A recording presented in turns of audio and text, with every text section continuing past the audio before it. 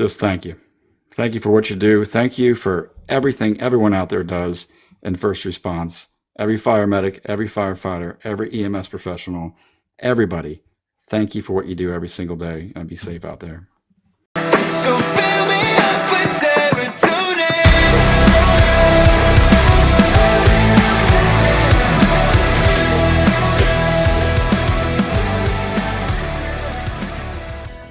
What's up, guys? My name is Isaac Potee. I am the host of the podcast called Tales from the Tailboard. If you think about it, think about the old guys in the firehouse sitting around the tailboard of the engine telling their stories. This is my podcast. This is how I learn from the people who have the knowledge. We can all learn from people around us. However, sometimes they are very limited on what they know. So why not branch out and find people like Craig Evans here, who is my guest today on this podcast. You may know him as the Paramedic Professor on YouTube, TikTok, and I believe Facebook as well, correct? Okay. A little bit about Craig Evans. He's known online as a paramedic professor and is an assistant professor at George Washington University teaching emergency health services. His EMS journey began when he was just 16 years old as a volunteer with the Warrenton Volunteer Rescue Squad in Virginia. 30 years later, he retired from a city in Fairfax Fire Department as a lieutenant and went on to serve for 5 years as the executive director of Northern Virginia EMS Council, improving regional EMS operations and coordination. Today, Craig makes waves all across TikTok with his bold statements in EMS culture, education, mental health in the field, So let's find out: is he worth listening to, or is he just blowing smoke? So, Craig, thank you for joining me today. I know I just read off my notes, but I want to be as genuine as possible. I really want to know who you are. Well, thanks for having me. I guess a quick summary of my career path. I started as a volunteer at age 16. First place I drove was the Volunteer Rescue Squad. There was a fire department I drove past to get to it. In the community I grew up in, it was separate, and we'll talk about that a little bit more later and why I did that. And then it was rural Virginia. It was rural Virginia.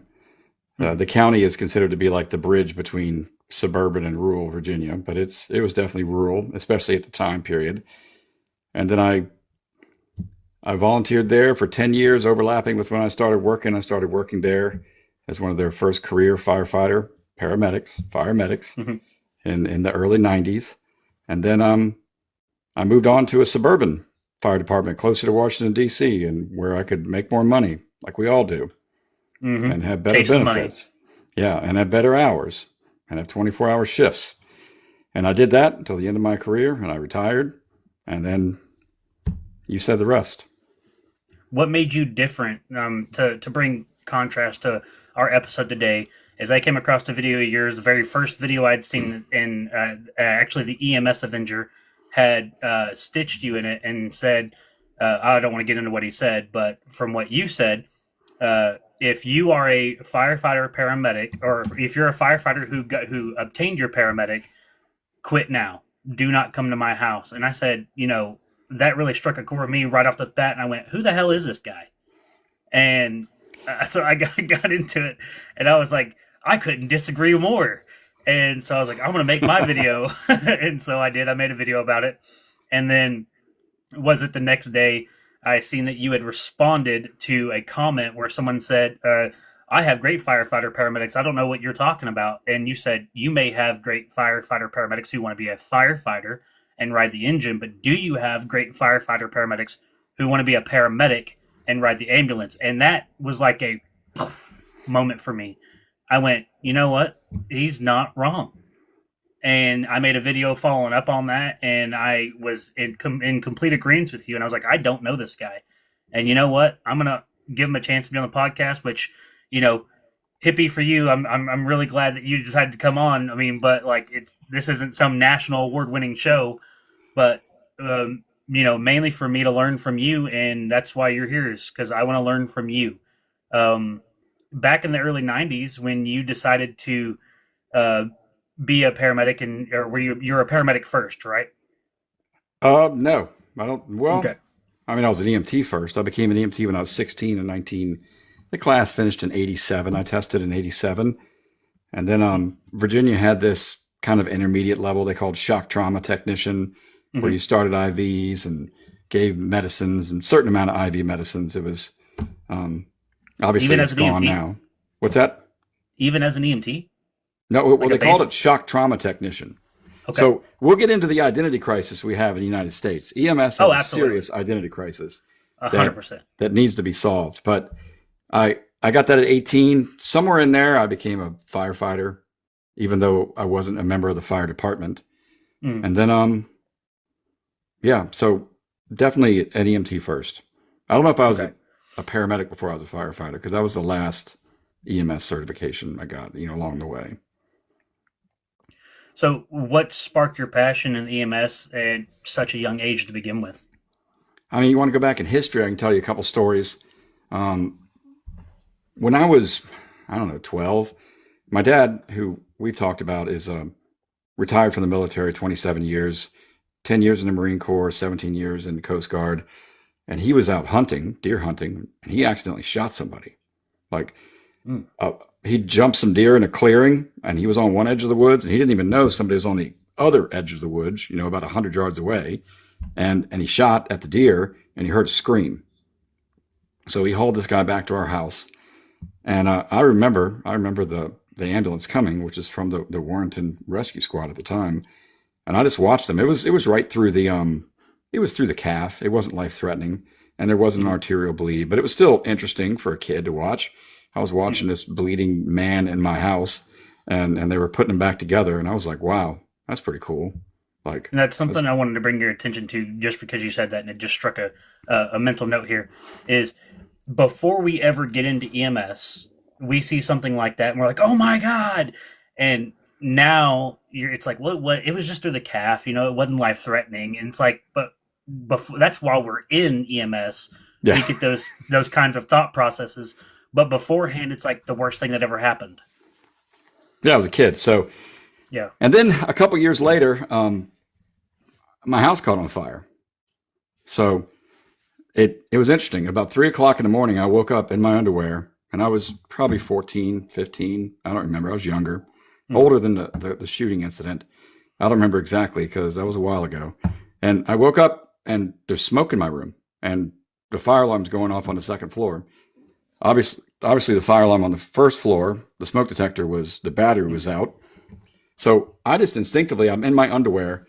I just got down to the ground, held my breath, took a big deep breath, then ran down the stairs. And it was at the point where like 30 or 60 seconds later, my house would have been off. But the toaster oven was on fire, and then the cabinets were on fire. And I was able to put it out with the sprayer from the sink. Had a good amount of pressure on it. So I'm holding my breath in my kitchen, putting this thing out. And then I unplug the toaster and throw it in the backyard. And I look at the wall, and it's all black. And I'm like, I beat it open. I just beat it open. I don't remember how I beat it open. I pulled it all out. And I'm like, okay, there's no fire there.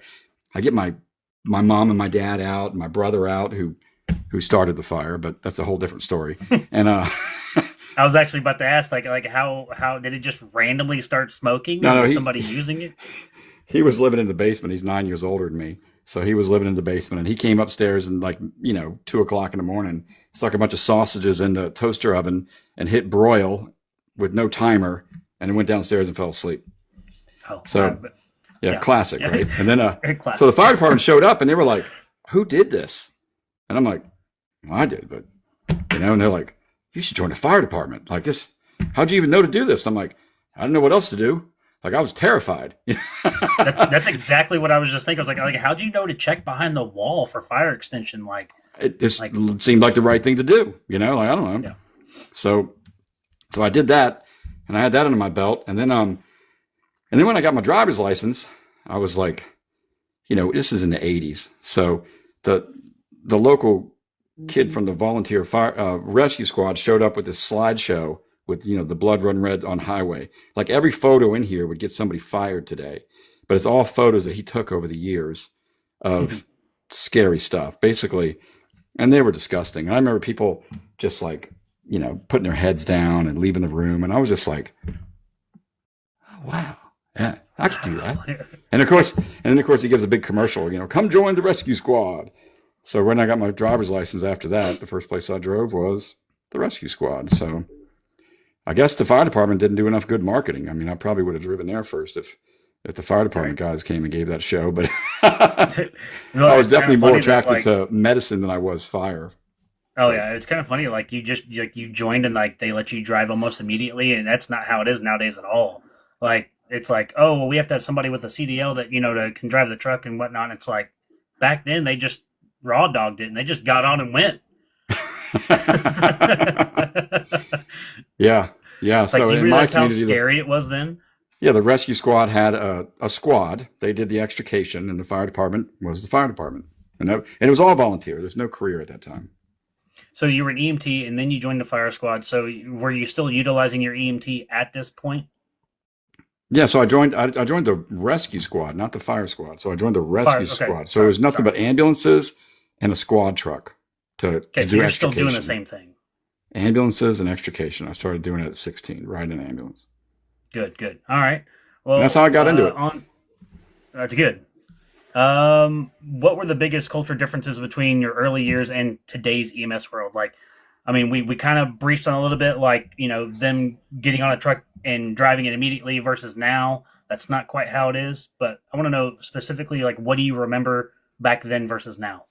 Yeah, I mean, I wasn't allowed to drive till I was 18, but the biggest thing in my community and was that EMS and fire was separate in my community. And it was accepted, and it was all volunteer, 100%.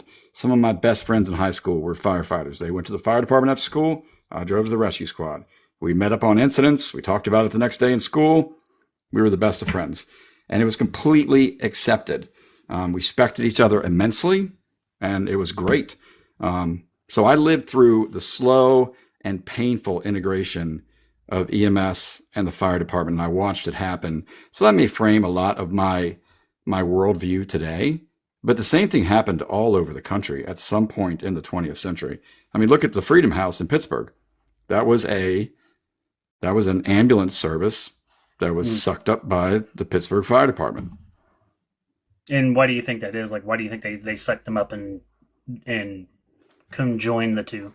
I mean, I wasn't there, so I don't know why that happened in Pittsburgh. So I'm not going to pretend to understand that history, but it happens all around the country, and it's just interesting to me to watch that occur throughout my career, and I'm in it too. So when I'm getting all this hate, when all these fire medics are telling me how much I don't know, and then when I was stitched by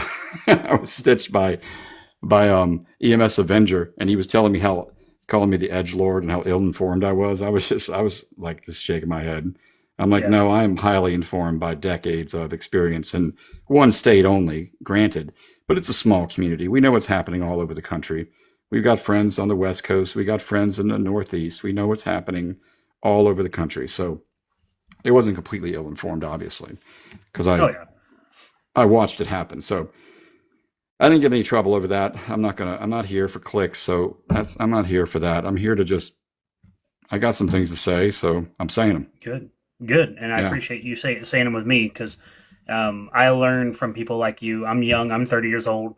I've only been on the fire department for 5 years, and I can say actually doing the job, working in the facility, probably less than 2 years, maybe. That's like days I've actually been on doing stuff. But we talk about your videos and how some people want to take you for granted because, well, you call yourself the paramedic professor, so people think that's all you are as a paramedic. But what? Oh, I guess he disconnected. Oh yeah. So people think that you're only a paramedic because of your name, but they don't want to like look into the reality of who you really are or what your experience is. They see you at face value. It's probably Essentially, more than that. It's the hair, Yeah. it's the beard, it's the shaggy look. They're like, oh, that guy can't get a job in the fire department. Even though, so that video, I mean, I'm going to make a confession. I engineered that video to piss everybody off because I know what pisses everybody off around a table in a firehouse because I spent decades sitting there being pissed off and watching it happen. So I'm like, all right, let's get some attention. So I did that on purpose. So you can blame me for that. But sometimes, and everybody who's a firefighter knows, sometimes you got to take a little heat to get to the seat of the fire. So I'm taking the heat and I'm pushing in because there is a problem here, and we can call it whatever we want, but it is a huge culture problem with the fire department and EMS. So that video was also a lesson in safety in the fire service. Like whenever you're on a scene, whenever you roll up to a scene and you see nothing but huge flames or something you've never seen before, or blood spurting or things happening, that is the last thing you need to be looking at. Like, do not look at that stuff. Look at every other little thing around it. And you look at all the line of duty death reports, and many of them are preventable. Not all of them. Some of them just happen and it's tragic. But sometimes there's something that we should have noticed, or we should have made a different decision, and then something bad happens. So that's a lesson I had to learn as well. And it took me decades to figure that out, not to go rushing in. So you look at me and you look at what I'm saying, and boom, you start typing. You're not looking at the retirement plaque behind me or the union president plaque behind me or any of that other stuff. You're just pissed. I did. Who is this dude? Who is this dude? I did afterwards. I saw that and I was like, wait a minute, this guy has, a fire badge behind him in a case. I was like, there's more to this guy than I'm seeing. And that's what sparked me to like talk to him, be like, man, who are you? Like, I got a couple of those from people from Northern Virginia that don't know me. Who the hell is this guy? I reject you. Right.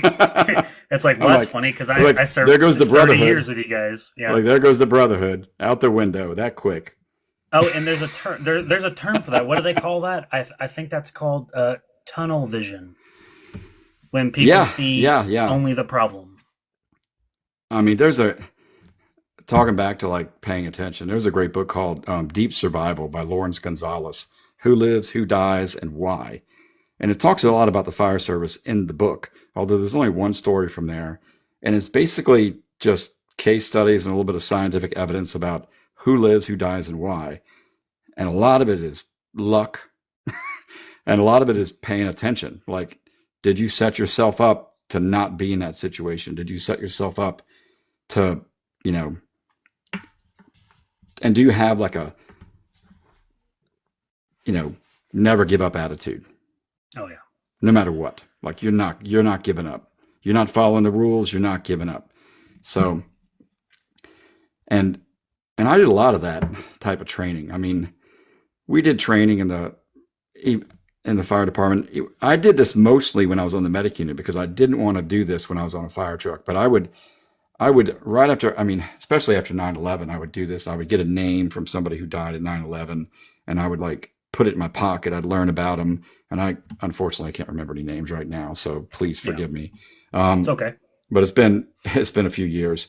But I would get dressed up, full gear, air pack, breathe air, go up and down until I ran. I go up and down stairs. Like we had some high rises next to us, mid rises, not high rises, 12, 14 floors.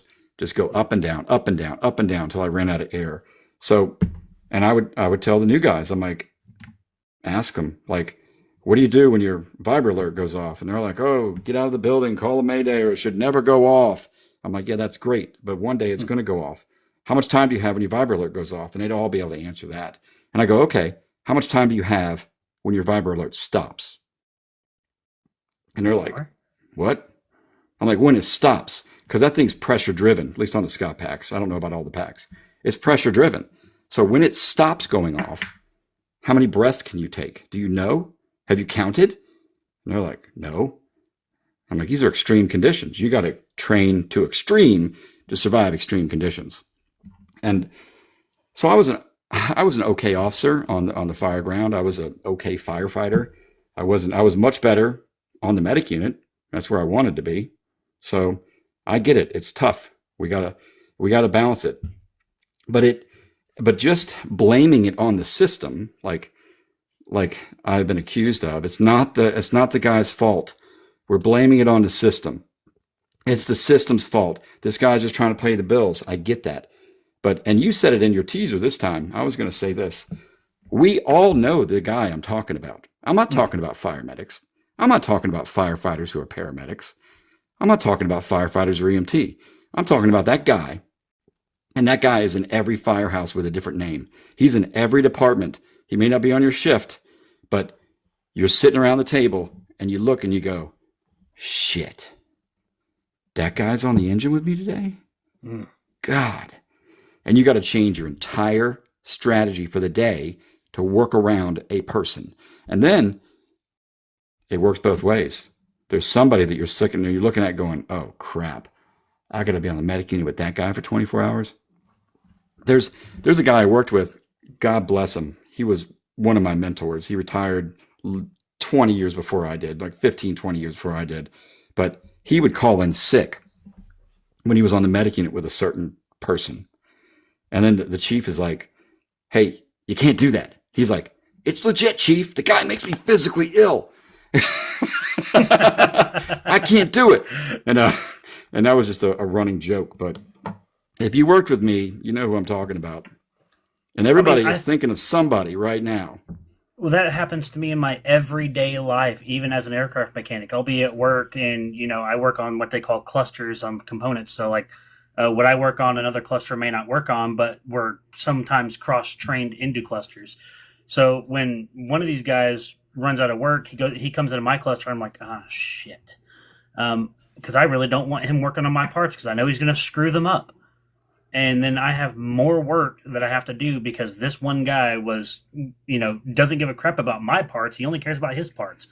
And vice versa. You throw that into firefighting or whatever. And it's like, that guy, we'll just say 123, E Street comes out and it's a frequent flyer. And he's like, damn it, and he has no aptitude to want to go after that, the frequent flyer.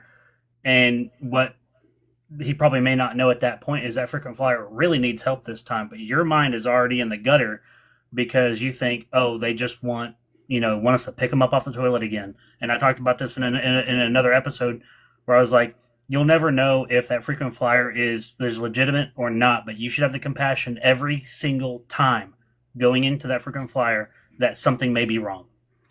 100%. Never jump to conclusions. Never make assumptions. Every call is a separate incident. You do not know that guy. You do not know what's wrong with that guy today. You think you do, but you don't. I've seen a lot of mistakes in that area too. But yeah, and that video is pointed directly at the minority of EMS providers in the fire service, but a very big minority. But it's true. And I will stand strong on the stance that EMS weakens the fire department and the fire department is ruining EMS. And why is that, do you think? I mean, just can you break that down for me? Can you give me a couple specifics on why one is ruining one? They're two different missions. You can say they're the same mission, but they're not. Judging a paramedic on his ability to fight fire is like making sure the nurses and the physicians can cut a roof before they go in to work at the hospital. It's healthcare, in my opinion. Sure, we do it outside of the hospital, but it's still healthcare. I've had these conversations with some of my supervisors where they're like, an officer is an officer, an officer. You don't need to be a paramedic to be an officer on an ambulance. And I'm like, Chief, I don't think you understand this. But there's not only like multiple times a week, sometimes multiple times a shift, something is occurring on the scene of the call, and I'm the only guy that knows the answer. And it's not because I'm a lieutenant. It's because I'm a healthcare provider that dives into this deep. And firefighters should be diving into firefighting deep. I want firefighters that know their job like crazy, that are as nerdy about it as I am about EMS. So they can get in my window and get my family out, and they're proficient at it. And that's what they should be focusing on. Extrication, that can be a fire department job as well. I grew up in a system where extrication was the EMS side job, but we shared that, and that's fine. And there is some elements you need to be familiar with each other. Yes, you need to work together. Yes, but you don't need to be the same job. And that is municipalities trying to save money. That's them saying, I got this guy that can do 5 things, so I don't need to hire 5 guys. I got this guy that can do all these different things. So if so-and-so's out, I know you're not really well trained at this, but here, you can go do that. I know that this, and they try to make this all hazards responder. That's not a good approach. And especially, I mean, you can talk about this about all various aspects of the fire service, but let's just talk about firefighting and EMS. Let's keep that the focus of this conversation because, I mean, it's just, I think it's because they're two different jobs. They're just different jobs with different foci. Like, you just need to be able, I want the paramedic to be thinking about medicine all day, not coming from a drill where he did a vent enter search and just barely getting his stuff together and then showing up to try to take care of my family. Sure, we can do it. We do it all the time. But is it the best delivery method? Is it the best way to treat the employees? And I threw up a picture one time on social media where some guys at the ladder truck, you know, after the fire, you take a big old soot covered picture of like, look what we did. Yeah. Tradition. And I put it through AI and I had him hold up a sign that said, I'd rather be on the ambulance. And and I put it up there for about 5 minutes until everybody who saw it exploded, right? It exploded, yeah. Now, if I had put up one of an ambulance, and I didn't do this to pretend, but if I had put up one of an ambulance that I'd rather be on a ladder truck, boom, high five, high five, high five, high five. And if somebody's out there telling me not telling the truth, prove it. I mean, I was lucky that when I went through my EMT and as soon as I got my certification, I wanted to be on a group that rural EMS, and I had a partner who was a basic and went paramedic, and she passed paramedic pretty easy. Her name was Samantha Green. She's actually, if you go back on my YouTube, she's either the first or second interview I ever did. She suffered a TBI from a head-on accident where they got head-on collision in the ambulance transporting an SI patient. Very interesting story on that one. But she was my partner, and why I say I think I grew up in a better attitude with EMS because of how she was. She's non-fire paramedic. I mean, she'll do some fire stuff, but she's 99% paramedic and fully loves it. And she's been a paramedic for less than a year and is now going to be the EMS director of our station because she's that knowledgeable and cares that much about it. Yeah, yeah. And this whole thing about it's the system. It's not the guy's fault. The guy is choosing to be that way. So whenever I get all this hate from somebody that's like fire medic so-and-so, I'm like, inside I'm smiling going, good job, brother. You're a good one. Like, good job. You're one of the good ones. But very few. This whole thing about the system, it's their fault, is a victim mentality. That's not the American way. When the British were overtaxing us, did we say, oh, I guess that's the way it's going to be? Oh, it's just a system. It's not our fault. Let's go back to bed. Like, that's not how we operate. I mean, EMS and fire are not the same. So they're not. We shouldn't just figure out how to deal with it. We never do that. That's not how we improve anything in the United States. So how did your time as a lieutenant and EMS council director shape your approach to your teaching? I think I'm a lifelong learner and a student first. So, I mean, I've got a saying, and everyone has heard this, I'm sure, that you never truly understand something until you can explain it to somebody else. And if you're that type of learner, you just end up becoming a teacher, whether you like it or not. Because and if you're doing a good job of it, then people will gravitate to what you have to say, and then you'll just keep doing it. So, what about the old statement? I mean, this is probably more for blue collar work, and I'm not saying it's firefighting or EMS isn't, but I've heard this a lot before I became an EMT, and they said those who can't do teach. What do you feel about that? I got one of those comments, and I said that is correct. Those that cannot do teach, and I hope that when you're at the end of your career, you have something to tell somebody that's going to make their life better. Talk about a comeback on that one. Because I'm telling you, my first boss and he was my EMT instructor first, and then he was my first career boss. He told me, he said, Craig, your body's your livelihood. I know you like to do all these things, and like you go skiing, you like to do this, you like to do that, but don't get hurt because your body is your livelihood. And once the body gives out, you better have something else to do, because that goes in, we'll talk about mental health too, but that goes into having an identity other than the fire department, because otherwise If that's all you got and it's taken away, and mine was taken away from me. I discovered at the latter part of my career that I've got a very slow onset muscular dystrophy. And my first thought when I figured that out was, thank God I filled the boot. Thank God I like promoted that and was really a champion of that, especially when I was a union president, because now I go to the MDA clinic once a year. And it's not like, you know, it's not like I'm in a wheelchair, but I get weaker every year instead of getting stronger. So it's put a toll on me. And so I hope everybody has something to offer when they can no longer do this job. Because one way or another, this career is going to end. And it's only about, that's the thing. It's not a large portion of your life. Like even if you do the full 30 years or whatever, like, and you live to be 80, 90 years old, like you're not even a third of the way there. Like, especially if you're healthy. I'm learning from you, just like I would learn from my chief or somebody else. What happens when I get old enough and you're in your boots and I'm not teaching the next person below me? You know, and then the person that was below me isn't teaching the person below them. You know, if we're not continuing to focus on lifelong learning and teaching those that are coming up to replace us, then what are we doing? Because we're going to end up dissolving ourselves in the process.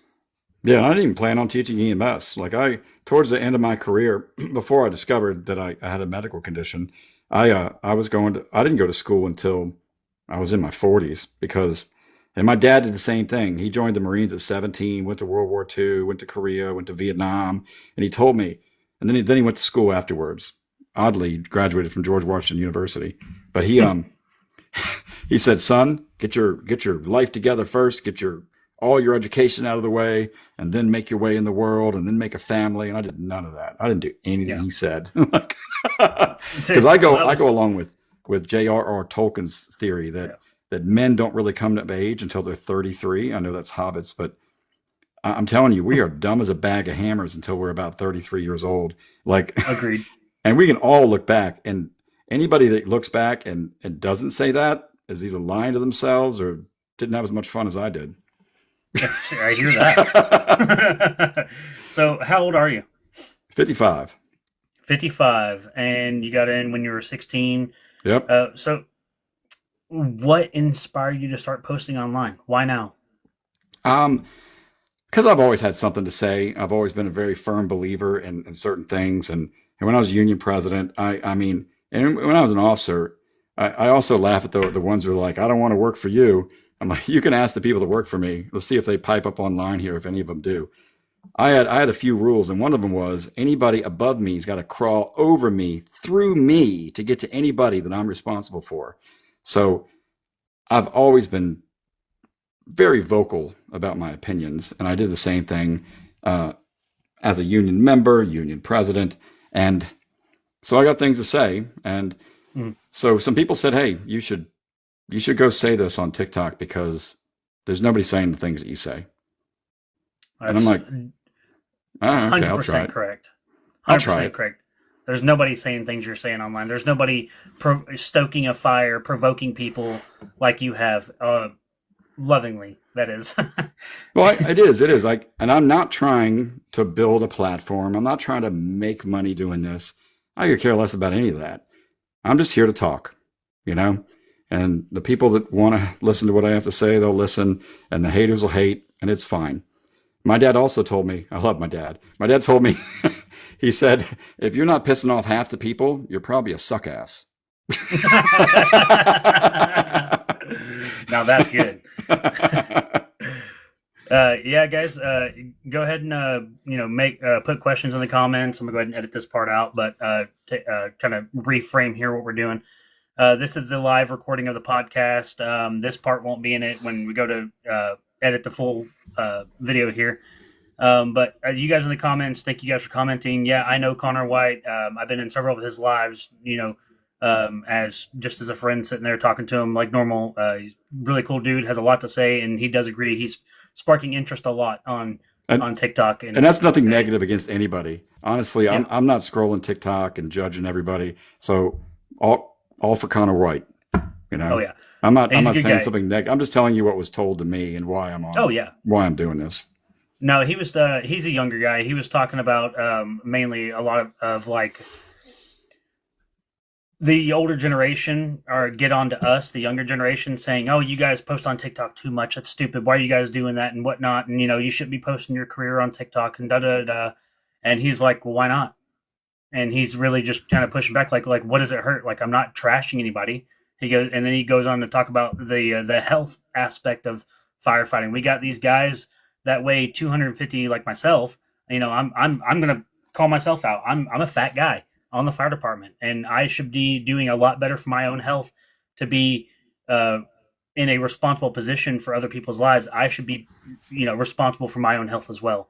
And honestly, I've been lacking on that, but I'm getting better at it. And it's people like Connor White pushing that narrative out there, saying, "Hey, you need to really work on yourself and stop being this 50-year-old, 30-year, veteran of the fire department who thinks that you can let yourself go when you're not going to retire, because while you're still in the department, you have something to do. You have people's lives in your hands, and you need to be ready to do that. You don't need to be sitting in the recliner at 300 pounds because, you're just the engineer. All I do is drive. What happens one day when we need people more than just the engineer? Yeah, yeah. And life is a journey, man. You just gotta. We're all about improving ourselves and improving the world. That's what we should all be trying to do. I'll look up Connor White. It sounds like I like that guy. Oh yeah, you would 100%. Okay, so going back into it, if you guys have any questions in the comments, put them in the comments. And when Craig's not talking, I'll take a minute and address the questions or so on. And someone did answer your question about how much air do you have after the vibrotech goes off, and they said about 2 minutes. And I was like, damn, they were on it. Right. So, well, it depends on how fast you're breathing. So that's the other thing. So you need to when you talk about skip breathing and all that stuff, those techniques, that's great when you're not tired. Like you need to push yourself to the point of near exhaustion, like you're about to go over, and then start doing that and see how much you have left. Like as far as time, like, and I forgot the number of breaths, but it wasn't 2 minutes. There's a really cool video on YouTube. It's like probably 10 years old at this point, but it kind of teaches you different breathing techniques on how to breathe on air. And that guy might be better than me. There's no doubt about that. Like maybe. I did the best I could. I can tell you this much, that I've tried those techniques that they tell you, but those techniques are taught while you're calm, not taught while your heart rate's 200. Yeah, when your heart rate's 200 and your core temperature is 104 and your lactate level is spiked through the roof and you're just trying to like do anything, that's different. Oh, 100%. Yeah, 100%. So getting back into another question here, some of your videos hit nerves in the EMS community. What messages are you actually trying to get across? I know we talked about it, but specifically talking about, let's go over two different ones. I want to hear you talk about calling out paramedics who don't want to be paramedics. Then, why are you getting a paramedic's license if you don't want to be a paramedic?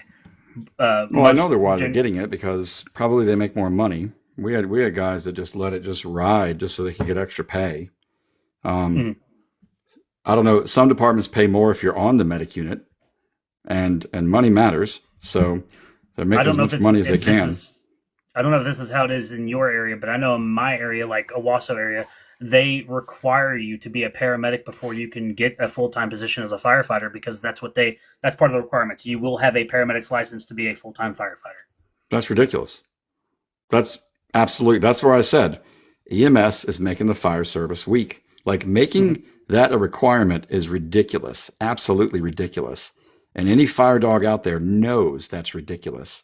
And you also can't maintain quality of care when everybody's a paramedic in your department. That is absolutely unachievable, especially when they're not riding an ambulance and not doing the paramedic skills as they should be doing.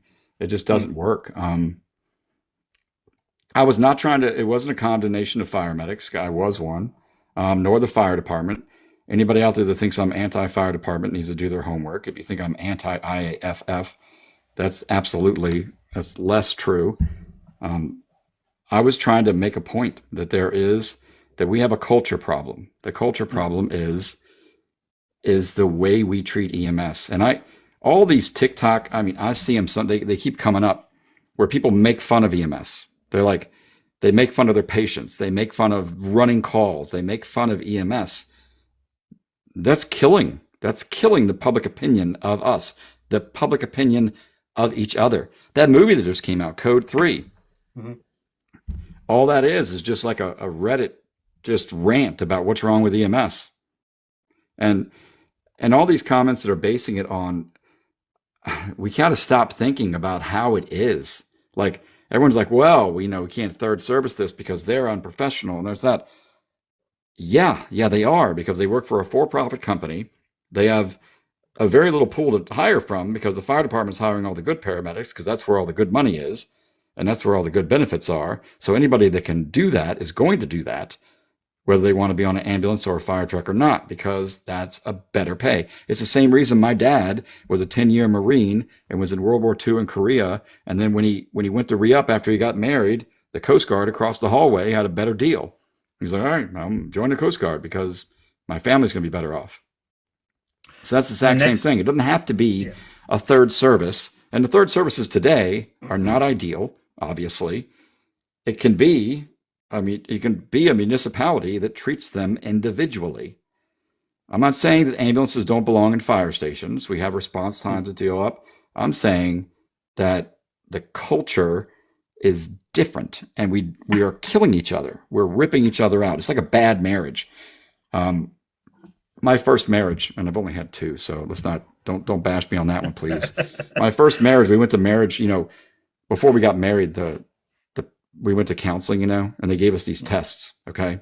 They gave us these personality tests. And the guy came out, and he was a friend of mine who was doing the service. He goes, whoa, this is interesting. Like, this is one of you, and this is the other one, okay? He's like, as long as you spend all your time right here in the middle, you're going to be great. Wow. So I feel like that's fire and EMS. And don't think about positive and negative. It's an X. There is crossover. There's time in the middle. We spend time in the middle where we're all hunky-dory, but there's a lot more that we have nothing in common, that we need to focus on other mission objectives to be good at this job so that we can give the best service to the public. Absolutely, 100%. When I go into asking this next question, I want to preface this with, for any of you guys that don't think people are getting their paramedics license just to join a fire department, do me a favor and go to your next paramedic, your classes that are around, and ask them how many are in here because they want to join the fire department, or they're already in a fire department and that's why they're getting their paramedics license. Guarantee you about 75% are going to raise their hand. There's very few people getting a paramedic's license who just solely want to be a paramedic, and that's it. Because the job opportunities are less. So the backlash against me comes like this place of acceptance in what our current system is. So when I was in it, like, I get it. I was the same way. Like, how dare you talk about my profession? I'm going to defend it because you're in it. Like, you're in it. And you gotta, it's called a coping mechanism. Like, if you ever got transferred to the worst shift on the planet or the worst station on the planet, all of a sudden it's the best one on the planet because you're there and you got to make it work. But when you get on the other side of it, when you retire and you start looking into the bubble from the outside, things become a little bit more clear. So you are touching on this perfectly, and I didn't even ask the question. What's the resistance to change? So one of my favorite sayings about the fire service is there's two things the fire service can't stand: change and the way things are. Absolutely cannot stand it. And that's what we're going to talk about around the table all day long. And we're going to complain about both of them at the same time. And that's incompatible. It doesn't work. But we do it anyway because there's not an emergency incident going down. The worst thing that can happen to emergency services is there to not to be any emergencies. Because we start feeding on each other. There was something I heard today. Somebody went from, when I first started, I went from, man, I wish I could get a call. I wish I wanted that house fire. I hope we get a ripper today, to seeing so much PTSD, and we're moving into the mental health and responder suicide prevention, that once you spend so long into it, it becomes, man, I hope we don't get anything today. I hope it's the Q word. And, you're open about advocating for mental fitness. What does that actually mean? So mental fitness, I mean, I think that we need to be as mentally fit as we are physically fit. If I look at you, and I'm not saying this personally, okay? If I look at you and I tell you, you're out of shape, man, you need to get more physically fit, your mind automatically starts turning gears. You're like, okay, I need to start doing some cardio. I need to do running. I need to do some weightlifting. I'm not as strong as I used to be. I need to make sure that my cardiovascular fitness is great. I get tired too easily. I'm going to do some stairs. Like, you got a whole list of things you're going to do. You just haven't done it. But if I look at you and I say, hey man, you're not as mentally fit as you need to be. You got anything going through your head of what you're going to do? Like, Not most people, they're blank. They're like, I don't know what to do about that. So we're not trained in that. We lack training in mental fitness. We lack training in mental health. And we need to be as mentally fit as we are physically fit. It's more than half the job.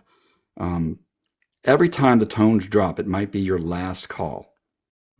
It might be the last time you go out that door. And you got to be ready for that. You got to be ready for that mentally, because who lives, who dies, and why? Like, you got to be ready for that all the time.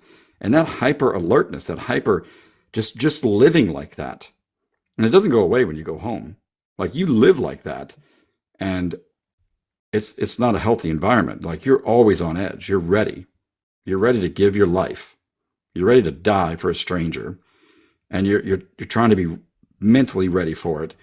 Do you know how hard it is for me to go ahead? What's that? Do you know how hard it is for me to get my kids to understand? I mean, really, it's just my 11-year-old at this point, that, I love this job so much that I'm risking my life every time I go on a call. And if I don't come back, I want you to know that I did my damnedest to come back. I didn't just give my life up if that happens because I didn't want to come home anymore. I'm trying to be here and there, because if I'm not there, who's gonna be? You got to compartmentalize it. It's tough, And even if you come from a responder family, like, you just got off a 24-hour shift, you got 2 hours sleep max, You saw a dead baby, you saw somebody shoot himself in the head, you saw a car accident, you saw like a 5-year-old die, and then you go home and they're like, how was work? You're like, it wasn't too bad. Like, what are you going to say? Yeah, you gonna tell them all that, or you're going to trauma dump like every single day? So we need to learn to process our stress. And I've got a video on YouTube about this. It's vaguely about this, but I try to teach my students, and I give talks to some federal law enforcement agencies about this, about mental fitness. You got to process your stress every day. And it's more than just self-care. Self-care is like putting a Band-Aid on arterial bleed, like I said in that one video. Like, it's more than that. You've got to process your stress the same way you make sure your muscles are strong. Your mind has to be strong, and you got to be ready to take in whatever stress is there. So think of stress as a bucket. I mean, and you got to empty that bucket every day so we can fill it up the next day. And if you don't empty it all the way, then like, it's going to flood, it's going to overflow. And that's when we get into crisis situations. Very much so. So how can departments and individuals take actionable steps towards responder wellness? It's so important, but how do we get there? So I think, every department has a gym, right? And if they don't have one, they have access to one.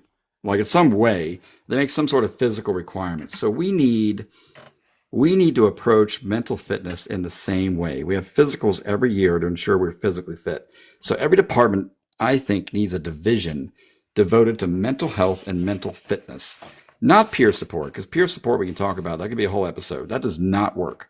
That does not work, because we all know that we're screwed up. Like, we know we are, and we're not going to admit it. I'm not admitting it to you. especially if I work with you, Hmm. because there's a stigma against it. We might be able to recognize it, but we're not going to actually do anything about it. Um, so that's ridiculously ineffective. So like there needs to be a person, and I think about the mental health medic, like that guy needs to work for the fire department, and it needs to be like someone like him, Cameron. Um, Paramedics are the eyes, heart, and hands of the physician they work for. They need to be. We need to like have a psychiatry paramedic. Like, what's wrong with that? So you've got nurses are nurses, paramedics are, I mean, physicians are physicians, but they're not all doing the same thing, are they? But when you see one, you know who's who, right? We need to. I'm not going to get on a tangent about fixing the paramedic identity. We can talk about that separately, but I think it needs to be a safe space and where you can, like a safe space that has some sort of legal requirement for confidentiality. And that when you talk to this person, it's not going to affect your job, it's not going to Hmm. affect anything, and it's not going to cost you an arm and a leg because we know that the mental health care system in the United States is in crisis Trash. as well.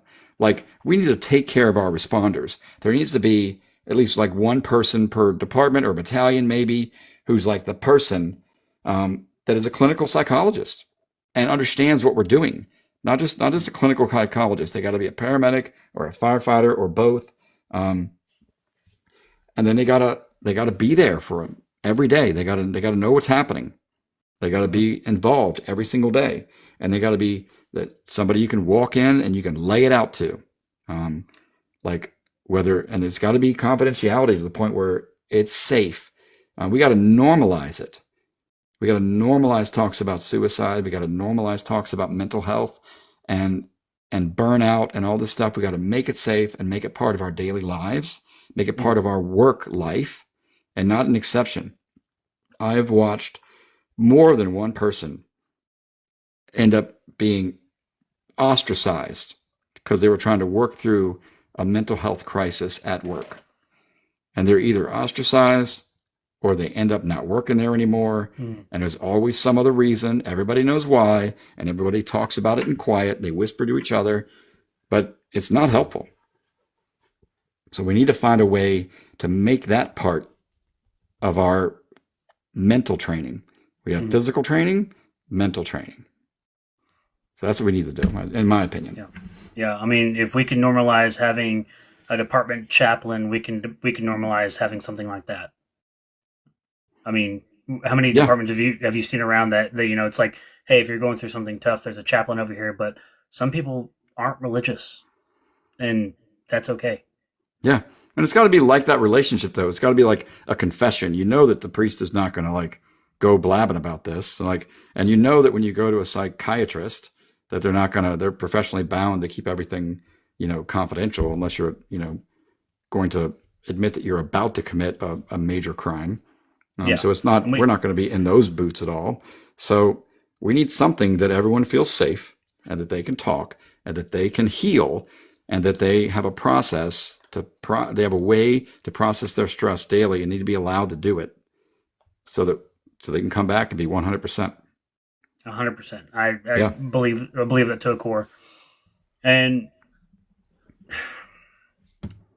how do you balance realism and hope when discussing topics like this? Like suicide? Yeah, I mean, just like, how do you phrase it? You'll go and talk to somebody, and they will immediately shut you down and be like, "That's uncomfortable. I don't want to talk about that." But there's a realism to it. There's a real reason why we're talking about it. Like if I came to you and said, "Man, I'm not feeling my best today. Like I don't feel good today. Like I'm not going to do anything stupid, but I've had thoughts." And it's like, "Man, I don't want to talk about that. Like that's weak or whatever." Like so, like the Yeah, yeah, realism yeah. and So hope. I think, and I want to study this. So people ask why I call myself a paramedic professor, because I'm a professor and I'm a paramedic. I mean, it's that simple. It's not like me trying to say I'm smart or anything. I'm learning every single day and I know nothing. So I would love to study. I think and I've talked about this, about how I think we need to have a zero suicide stance in how we approach our patients, meaning every patient is assessed for suicide risk if it's possible. And you can't say everything in a TikTok video. So people always read into what I'm saying and they put words into my mouth, and it's fine. It's fine. But obviously, if they're critically injured and they can't communicate, you're not going to assess them for suicide risk. Like Charlie Kirk did not need to be assessed for suicide risk. Okay.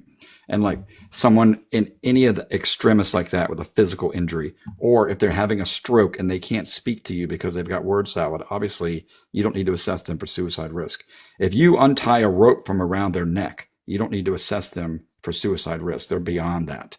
Like obviously they're trying to, you can ask them a simple question. Did you do this to kill yourself? But everyone else, and especially the refusals, because we leave more people at home sometimes, like 10% of the calls, I think in 23 that we transported, like 3 points out of 36 million people, and I don't know the exact numbers, 3.6 million were refusals or non-transports. So you may be the only healthcare worker they talk to that day. So when you get the diabetics, you get the people you leave at home, you get the people that didn't need to go to the ER, that seem like there's nothing wrong with them, you need to have a serious conversation with them. So, and you need to frame it properly. You can't say, I've got some silly questions to ask you, or I've got some questions that we ask everyone. When you do that in that manner, does that make you want to talk? No. You got to form a connection. You need to be that person's, like, center of that person's world for the time that you're with them, and create such a connection that when you say, now before I leave, there's some very serious things I want to talk about.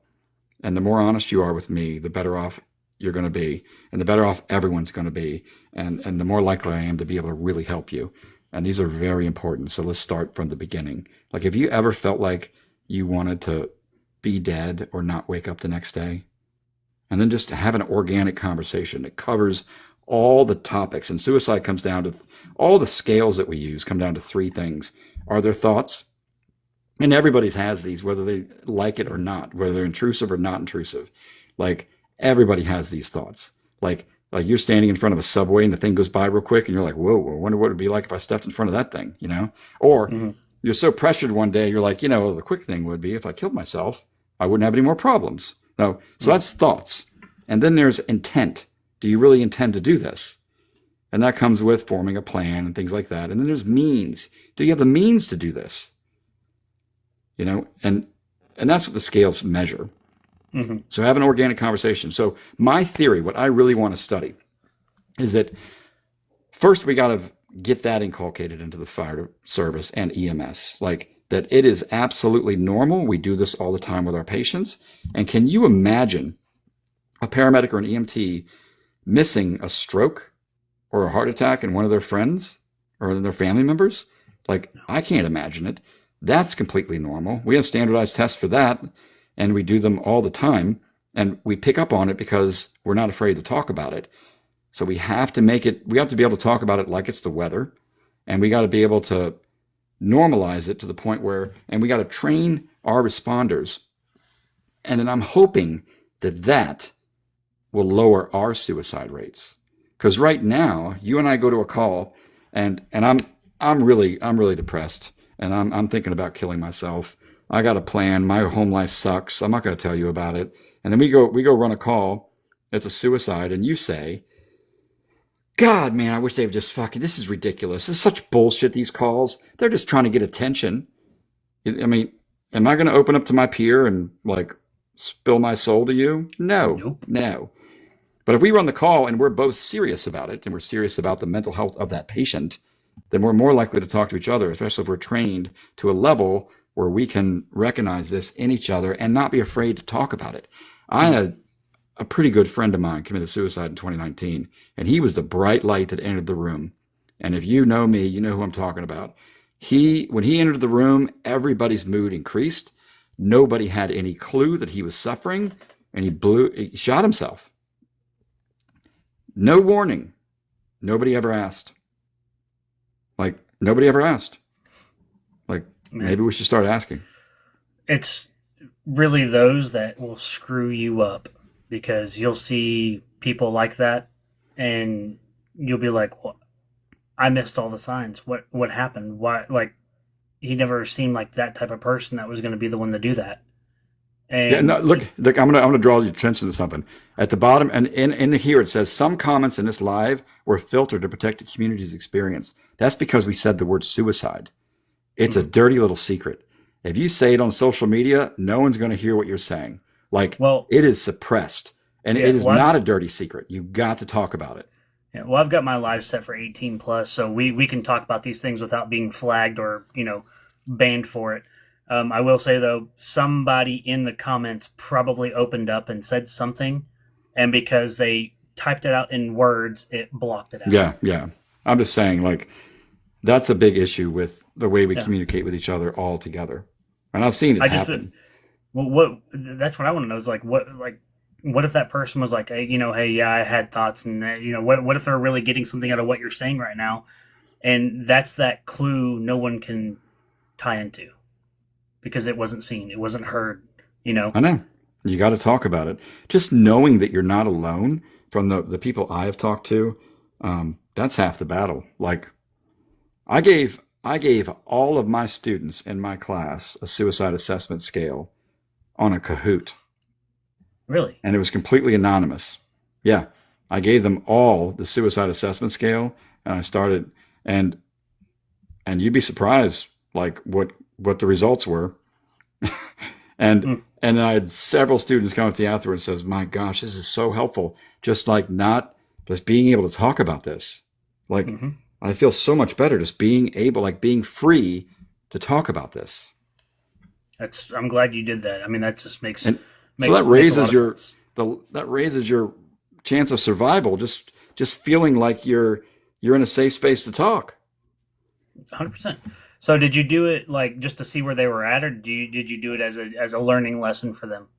Both. I did it, and I do this when I do these presentations live. I call it EMS suicide, and I give it to them to shock them and make them uncomfortable and make them know what the questions are, and then we will talk about what the questions are, and then we'll talk about everything else. So it's very impactful. I mean, I was wondering what the shock factor was, if you even like led up to it, like they knew it was coming, or if it was kind of oh, like they had no idea it was coming. It was at the end of a class, and I said, "All right, who in here wants to save a life?" And like everybody raises their hand, and I'm like, "Who wants to save a life today?" And they're raising their hands, like, "What do you want to have me do?" And I'm like, "Okay, you want to save a life today? You need to answer these questions as honestly as you possibly can, and we'll talk about this as we go through." And at the end, I was like, "There's some people in here that are quietly suffering, but there's more than one, so you're not alone. So talk to me." And I've got a couple students that I have in some instructor classes that work suicide hotlines. And I'm like, "Talk to so-and-so, talk to me, call 9888, like call and talk to people. But you are not alone, and you don't have to go through this alone." Yeah. And then I had a student come up and talk about how they committed suicide or tried to hurt themselves. I hate the word commit. I keep falling into that trap because of so many years of saying it. But and then I had that person talk in front of the class, like, and talk about what happened and what did EMS do? What could EMS have said? What could somebody have said to you to get you through that crisis moment? And what do you think of these questions? And like, it was all a learning experience because my EMT program does have a zero suicide stance today because of all of this. And I want to make sure that I teach that. And I've studied EMS educational systems around the country. And I did a little survey across all 50 states, only like a few places each state, but I got responses from 40 different states. And about 20% have zero suicide stance. But about more than half don't even teach suicide risk assessment in any way, shape, or form. And the ones that do can't agree on how to do it. And the ones that do it can't agree on which the best way to do it. So and that's EMS. EMS is so fractured. And we have such an identity crisis in EMS. Like, we don't even know what to call ourselves. Like, you see a fire truck roll by, you're like, "Oh, it's full of firemen or firefighters," whatever you want to call them. You walk into a hospital and it says nurse, it says physician. Like, you know who these people are. And a nurse is a nurse, a physician is a physician. Sure, they do different things, fine. But who got out of that ambulance? I don't know. That could have been an EMT. Is that a firefighter? Is that a advanced EMT? Oh my God, is that a paramedic? Like, we don't even know. Like, it's all Hmm. set up wrong. Like, it's all set up wrong right from the beginning. We Oh need to yeah, do a reset. I agree with that. Was it you that mentioned something like doing like paramedic 1, paramedic 2, paramedic 3, like Yeah, I just mean, I different think levels? Australia does that, and that'd be great. Just call everybody a paramedic. A paramedic is somebody who does EMS. They practice emergency medicine outside of a hospital. Like they and and and we have to understand like if this is all of medicine, this circle here, and then this is emergency medicine, like what they teach us is like a pin drop inside here, okay? We really Mm, are experts on what can kill you in the next 10 or 15 minutes as the continuum of care to get someone to the healthcare facility. Sure, we're doing other things. We're doing critical care response. We're doing flight medicine. We're doing all these other little things. There's wilderness paramedicine. There's all these different things. Call them all paramedics, and everybody can specialize. That's fine. And you can talk about, I'm sure some terms will develop, just like cardiologist and endocrinologist, and with the specialties in their work. I'm mm. sure something will develop that where we can differentiate different types of paramedics. But let's just make it simple, so we're all the Mhm. same thing. I mean, it's funny you said that because you were naming off different types of doctors, but there's one thing in common: they're all doctors. Yeah, they're all doctors. It's just one name, doctor. Yeah, With a yeah, specialty, and even lawyers. Lawyers, they're all lawyers, but some and specialize in divorce, some yes, specialize in adoption. But that whatever you go talk to, that they're a lawyer with a certain specialty. Simple as that. and God bless the National Registry of EMTs, but we got to drop this whole technician thing. Technicians are people who operate equipment and for other healthcare providers to see what's going on. Like Mm-hmm. we are not technicians anymore. We may have started like that in 1967, but we're not technicians anymore. And the National Registry was founded the same year I was founded, 1970. So that's great. Mm-hmm. So I think that they should rebrand themselves completely like the National Paramedic Association. I think the only thing that has that NPA is the nasopharyngeal airway, and I think we can share it with the nasopharyngeal airway. I don't think there's anything else out there like that, but I could be wrong. Correct me. Do some fact checking, but something like that, Yeah. and that is who is going to be the gatekeeper of who gets to play the game. You know? I like it. I mean, it may require more work, but I think that's kind of what's required. I think we do need to um, know more than just a basic level of understanding on how to save a life. I think that's just I think everybody needs to know basic life saving skills. But if you're going to be quote unquote paramedic 1, 2, 3, whatever level you are, you need to have a higher and more earned expertise to be saving Yeah, lives and being able to push certain drugs and whatnot. So that's a great innuendo into the next question. How do you see EMS education evolving in the next decade? And I I can kind of tell want you to how. know Go ahead. your What's the question? opinion. I want to know your opinion on that question because I know you have your notes in front of you. I want to know what you thought about that question, but I also want to know in a perfect world, what could it look like? I mean, I think that EMS is undereducated. And having gone through it, I think that we are undereducated. If anybody's familiar, look up the Dunning-Kruger effect. If you're familiar with it, you know what I'm talking about. If you're not, Google it. The Dunning-Kruger effect it's not that old. Like I think 1999, a couple psychologists put this paper out and they explained that the least amount of information the higher your confidence level is. And then you enter like this valley of despair when you realize you don't know jack. And then you start slowly like getting better at this and learning more and becoming way more competent over time. So I think that physicians and nurses, they have an academic rigor to become a physician or a nurse. You got to be at least an associate's degree to be a nurse. And a physician's is a terminal degree. You got to get basically a PhD. So I think all of EMS education is on the front side of this. And I think that we're our own worst enemies because we're trying to get it done as fast as possible. We want to make sure staffing is done. We want to get you on the rig as fast as possible.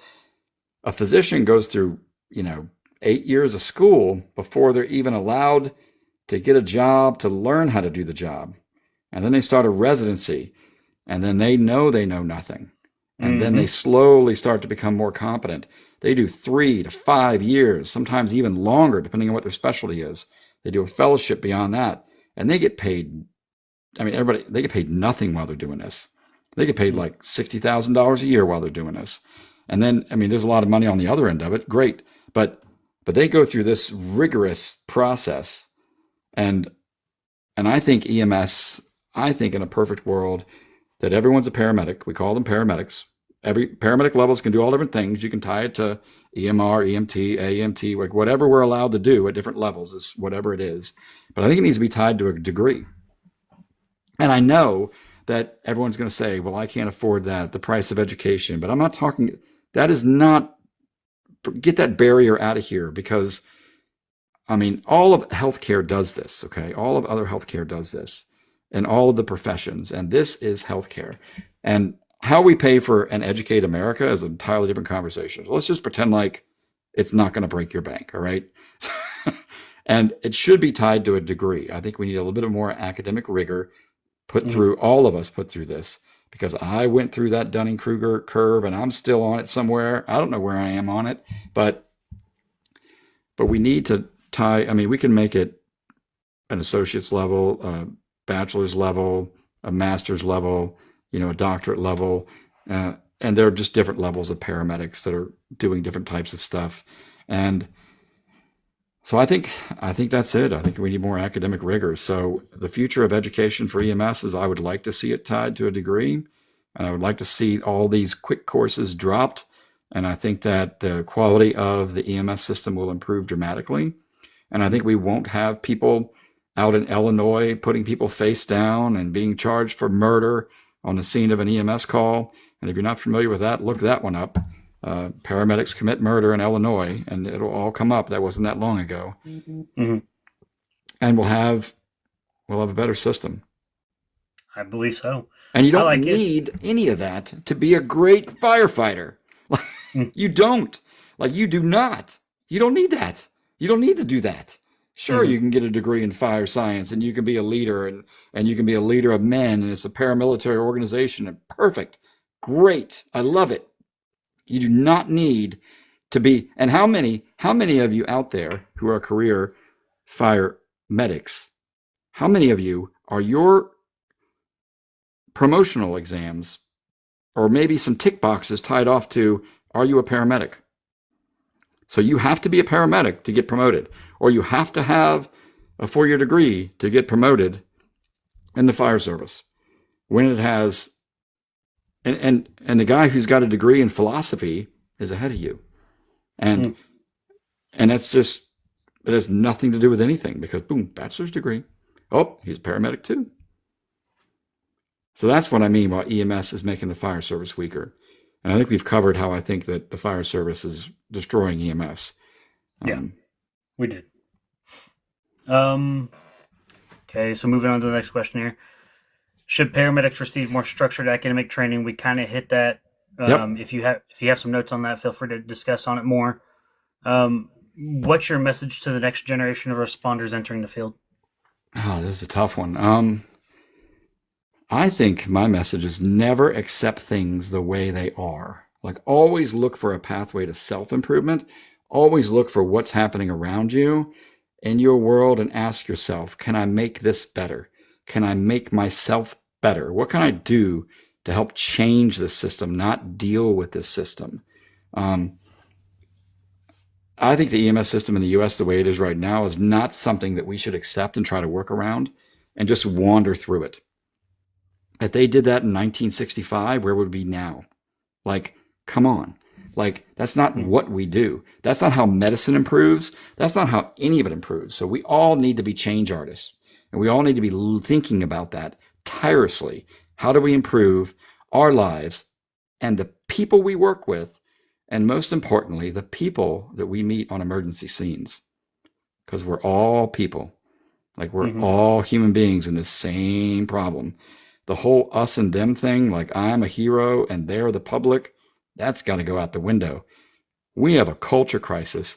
We have an identity crisis in EMS, and we have a healthcare crisis in the United States. Absolutely. Couldn't have said it better myself.